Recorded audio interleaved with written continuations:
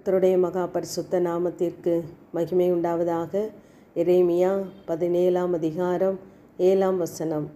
கர்த்தர் மேல் நம்பிக்கை வைத்து கர்த்தரை தன் நம்பிக்கையாக கொண்டிருக்கிற மனுஷன் பாக்கியவான் என்று கர்த்தர் சொல்கிறார். இன்று உங்களுடைய நம்பிக்கை யார் மேலே இருக்கிறது? கர்த்தரிடத்தில் இருக்கிறதா, அல்லது உங்களுடைய சுய பலத்தின் மேலே, கையின் கிரியைகளின் மேலே, பிள்ளைகள் மேலே இருக்கிறதா என்பதை இந்த நாளிலே சோதித்து பாருங்கள். உங்களுடைய நம்பிக்கை கர்த்தர் மேல் இருக்கும்படியாக கர்த்தர் எதிர்பார்க்கிறார். கர்த்தர் தருகிற ஆசீர்வாதத்தின் மேல் உங்களுடைய நம்பிக்கையை வைக்காமல், எல்லா சூழ்நிலைகளிலும் என்னை நடத்த தேவன் போதுமானவர், உயர்வானாலும் தாழ்வானாலும் தேவ அனுமதி இல்லாமல் எதுவும் என் வாழ்க்கையிலே நடைபெறுவதில்லை என்று தேவனை நாம் எல்லா சூழ்நிலைகளிலும் நம்பியிருப்போமானால் நாம் பாக்கியவானாய் இருப்போம் என்று கர்த்தர் சொல்லுகிறார். உங்களுடைய நம்பிக்கை எல்லா சூழ்நிலைகளிலும் தேவன் மேல் இருக்கும் பொழுது அந்த நம்பிக்கை ஒருபோதும் எந்த சூழ்நிலைகளிலும் உங்களை வெட்கப்படுத்தாது. மத்தேயு 15ஆம் அதிகாரம் 8ஆம் வசனத்திலே தங்கள் வாயினால் என்னிடத்தில் சேர்ந்து என்று வாசிக்கிறோம். நான் தேவனை தான் நம்பியிருக்கிறேன் என்று வாயினால் சொல்லலாம், உங்கள் உதடுகளினால் அவரை துதிக்கலாம். ஆனால் உங்கள் இருதயம் யாரை, எதை நோக்கி இருக்கிறது? நீங்கள் கர்த்தரை மட்டும் நம்பியிருப்பீர்களானால் நீங்கள் உங்கள் முழு இருதயத்தோடு, முழு ஆத்துமாவோடு, முழு பலத்தோடு தேவனை துதித்து உதடுகளினால் கனம் பண்ணும் பொழுது கர்த்தர் உங்களை பாக்கியவானாய் மாற்றுகிறார். அப்படியே கர்த்தரை நம்பியிருக்கிறவனையோ கிருபை சூழ்ந்து கொள்ளுமாம்.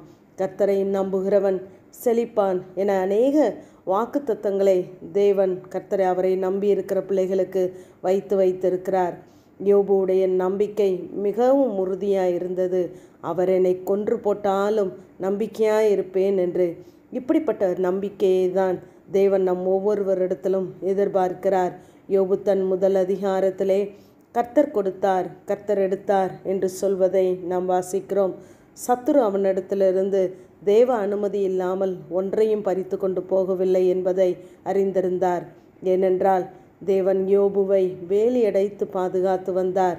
இந்த சோதனை தேவனே அனுமதித்தது என்று நம்பினான். அதனால் தான் கர்த்தர் எடுத்தார் என்று சொல்லுகிறார். ஏனென்றால் தேவன் எடுத்தால் அதை மீண்டும் எனக்கு தருவார், கொடுப்பார் என்ற நம்பிக்கை அவருக்குள்ளாய் இருந்தது.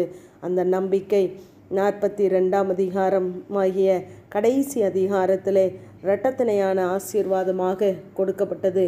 இதே போல உங்களுக்கு ஏற்படுகிற எல்லா இழப்புகளும் பின் நாட்களில் நன்மை செய்யும் பொருட்டே தேவன் இப்பொழுது உங்களை சிறுமைப்படுத்துகிறார் என்று உபாகமத்திலே நாம் வாசிக்கிறோம். இப்படிப்பட்ட சோதனைகள், வேதனைகள் எல்லாம் சிறிது காலம்தான்.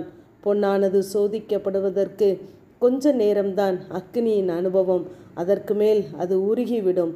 ஆகவே அதை போலவே நம்முடைய தேவன் நம்மை பாதுகாக்க, நாம் உருகி போய்விடாதபடிக்கு, நாம் இல்லாதவர்களாய் போய்விடாதபடிக்கு நம்மை விட்டு கொடுக்கிற தேவன் அல்ல. ஆகவே நீங்கள் கடந்து செல்லுகிற எல்லா கண்ணீரின் அனுபவங்கள், பள்ளத்தாக்கின் அனுபவங்கள் எல்லாம் சில காலம்தான்.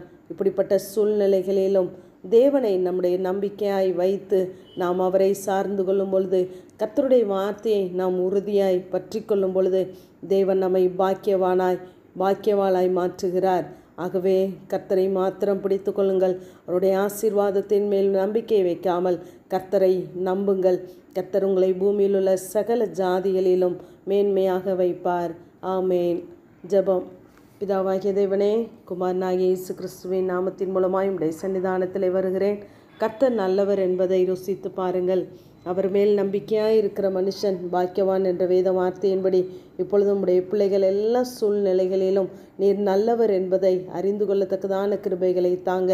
கர்த்தாவே, அவர்களுடைய நம்பிக்கை ஆண்டவரே நீர் தருகிற ஆசீர்வாதத்தின் மேலே இராதபடி, நன்மைகளின் மேலே இராதபடி, எல்லா சூழ்நிலைகளிலும் என்னை நடத்த தேவன் போதுமானவர், அவர் எனக்கு எல்லா சூழ்நிலைகளிலும் நல்லவர் என்று அறிக்கையிட்டு உம்மை பற்றி கொள்ளத்தக்கதான கிருபைகளை தாங்க.